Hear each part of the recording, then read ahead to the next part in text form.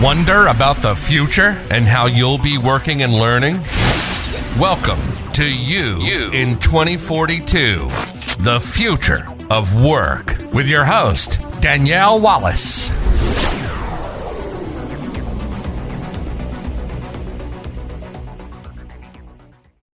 Hello and welcome to another edition of You in 2042, the future of work. Joining me today is Peter Whelan. I've been in the computer programming field for my entire career, over 40 years now. And I've seen it all, starting from the mainframe side of things, where computers took up an entire room, down to supercomputers in our pockets. Looking forward to see what comes out next.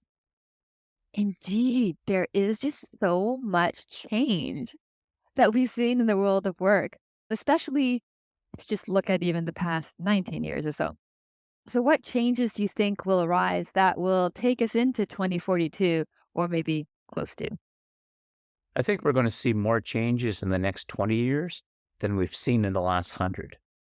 So in the last 100 years, or just a little over, we saw people fly for the very first time in a powered airplane to go to landing on the moon, and kind of stagnated after that. But when it comes to work and what we're seeing with computers, I think we're going to see more changes in the next 20 years than we've seen in the entire history of computing. And that's crazy just to think about it at that scale, because with it, there also is issues. We've seen the rise of their computing power. I've seen the equivalent rise of cybersecurity impacts, and that's has me really concerned. What do you think will happen with cyber threats in the future? Certainly, they're going to get a lot more prevalent because they'll be easier to create. I like to say that right now we actually have a shortage of criminals. And by that, I mean, it's not like we need more criminals, but if everybody that could get hacked was being hacked, the world would grind to a stop. They target one company, they take them for what they can, then they move on to the next. But if they were to scale up, they could scale up 10 times, 100 times, and there'd be plenty of victims that they could go after and succeed, because our security has been, for the most part, an afterthought. Anyone who works in the computer field, everyone in general, we're focused on building things. We're not focused on how can you mess it up, how can you abuse it. So security has traditionally been an afterthought in most products. And that's why we're seeing so many successful attacks, because we got away with ignoring it for a long time.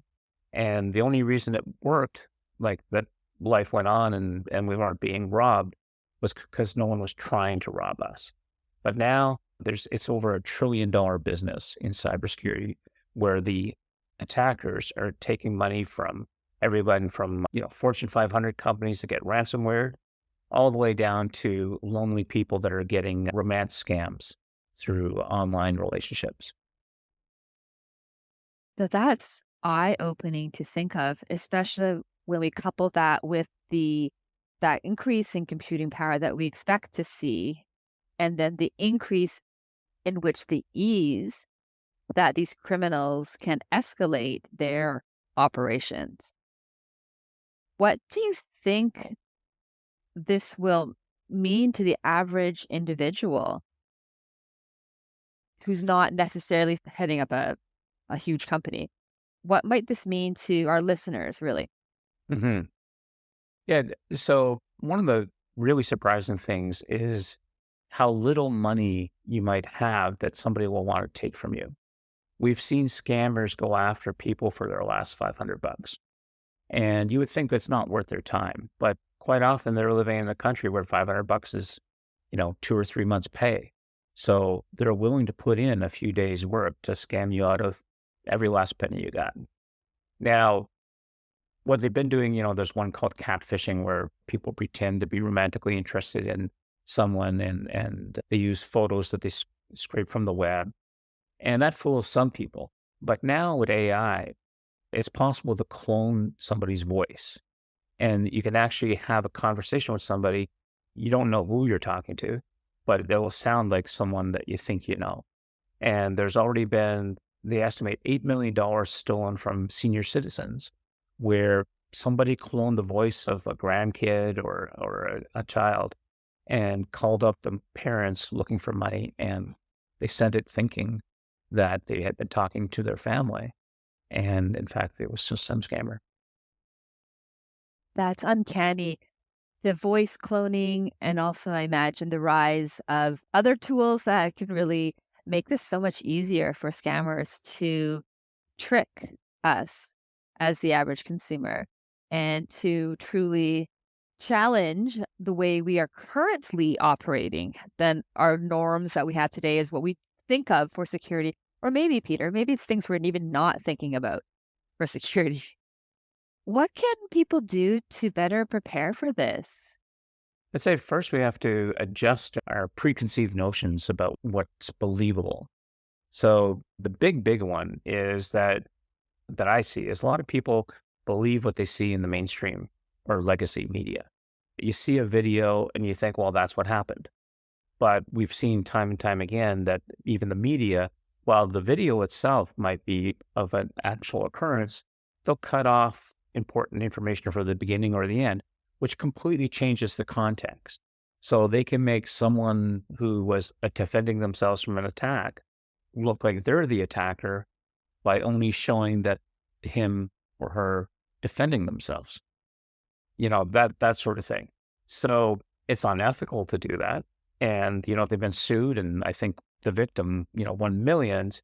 But in the meantime, we see it and the story becomes, well, that's what happened. When in fact, it was a flat out lie. So like there's been famous cases, like you might remember the little girl that got killed, JonBenet Ramsey, and her parents were essentially convicted in the media and in public of her death. And it was only like, I think 15, 20 years later that it was proved conclusively who actually did the murder. And of course, they were never convicted because there was no evidence. But in the public eye, they had been wrongful, they had been convicted. And we've seen that time and time again where the mob will pile on, it's a rush to judgment. There is evidence, you are seeing something that, yes, they said those words, or yes, that video shows that happening, but it's not the whole story. And now, most recently with COVID, we saw that play out as well, where you had competing experts. Some experts said it was a lab leak. Some said it wasn't. I think we don't know for a fact either way. And that's an issue, like that you can't believe anything because you don't know what the truth is. And it's too complicated for us to investigate on our own. And related to that, the vast majority of people, when they look for something online, when they Google, first of all, they're going to use Google, and they're going to click on the first link. And whatever Google says is on the first page, but in particular the first link, that becomes the truth. So we've seen that happen as well, where Google, gamed the results so that you're getting to see what you expect to see, as opposed to an objective truth. And so the whole notion even that there is a single objective truth that we can all agree on is kind of goes out the window.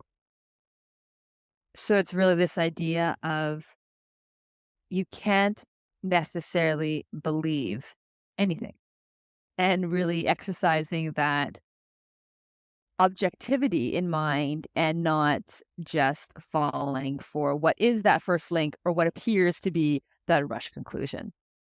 Yeah, it reminds me of a quote, something like, have your beliefs, like have a strong opinion, but loosely held. Be humble enough to recognize that you have good reason for believing what you believe, and you could be wrong. Very well said. Anything further to build on as per what leaders can do to prepare for this future of increased cyber threats for their organizations? Yes, for one thing, I encourage my team and any leader, give your team assignments to go off and use ChatGPT or OpenAI or whatever to learn about prompt engineering and what it's like to interact with an AI. I remember a time when people used to blame things on computer error. So anything that went wrong, they said, oh, the computer made a mistake. Nobody says that anymore because computers are generally thought of as being always accurate. And, it's the people that make the mistakes. Now with the AIs, you can ask it a question, and a lot of people are conditioned to think, well, whatever answer it gives me is right. But they don't even claim, like the people that do the AI, don't even claim that it's correct. It's an answer. You still need judgment to figure out, well, is this a useful answer? Can it be verified? But it's extremely helpful in quickly forming a structure to investigate rather than starting from a blank page. Yeah. So I recommend the leaders encourage their teams to use the AIs. I've set up a contest with my team. I said, okay, here's what I want. I want a spreadsheet with comparative analysis of the security measures for the top 40 companies in our business. I just describe what I want. Go figure out how to get AI to tell you what it is. And interestingly, we saw incredibly different results because with the chat programs, a lot of people treat them like Google, where they just give it like a one-line thing, just like you would Google. And inside Google would come, it'll come back with an answer if someone's written about it before. But that's not the right way to use an AI. With the AI, what you want to do is kind of set a persona for it first, saying, for example, I want to compare learning management systems. So I would say, you are, an expert in learning management, and you want to you want to purchase a new LMS, and you want to compare them based on X features. Prepare a comparative analysis for me. And that sort of prompt engineering and giving examples, it's a lot more work than just Googling, but you'll get much more comprehensive results from the AI when you do that. That makes sense. And it's such a practical tip that I think everybody can take away, especially when we look out and see this future world where the computing changes in the next 20 years are going to be dramatically different beyond what we can even fathom now. And then coupled with that, the cyber threats, also unfathomable as to what we are experiencing now. Sorry, on that point, the something that's unique, we talked about security being an afterthought before. And now that people have seen what this can do, there's already been a letter, where they're saying, Elon Musk and other AI experts saying, we got to pause this thing and let's get the regulations and security in place now. This is so powerful. Like, not today, it's not that powerful today, but we know where it's going to go. And the risk of it being insecure is so huge that we can't just sort of throw it out there and then fix it after it breaks. We got to get it right out of the gate. That's so true. And that really will help us set up all our organizations, our team members, and ourselves up for success for this future world. Yes. Peter, where can people find more information to learn more? Well, I'd recommend following the leaders on Twitter. So I like to follow Elon Musk. He's always got something to say. And there's Sam Altman is another good follow he's the leader of OpenAI. Microsoft is going to introduce it to everybody, and practically everyone has Microsoft products on their computers. They're rolling out what they're calling Copilot in basically all of their applications. So it's essentially adding AI to Word, Excel, PowerPoint. So like you can imagine, and I recommend just playing with it once it comes out. Instead of having to create a PowerPoint yourself, you would describe what you want, and then the AI would go and build it for you, and then you can edit it from there. And I think people maybe should learn from you as well, because you are very much abreast of some of these tips and, what to know. Oh, sure. My website is my name, peterwhelan.com, Whelan. And I'm also on Twitter, Peter A. Whelan on Twitter. And you can see who I'm following, and those I find that are good follows for what's the latest news. Amazing. Thank you so much. I do encourage everybody to check out the peterwhelan.com and the What to Know show. And thank you once again for being on this podcast. Really appreciate your insights. Thank you, Daniel. It's my pleasure. Thank you for being a part of the future. Subscribe now to stay current.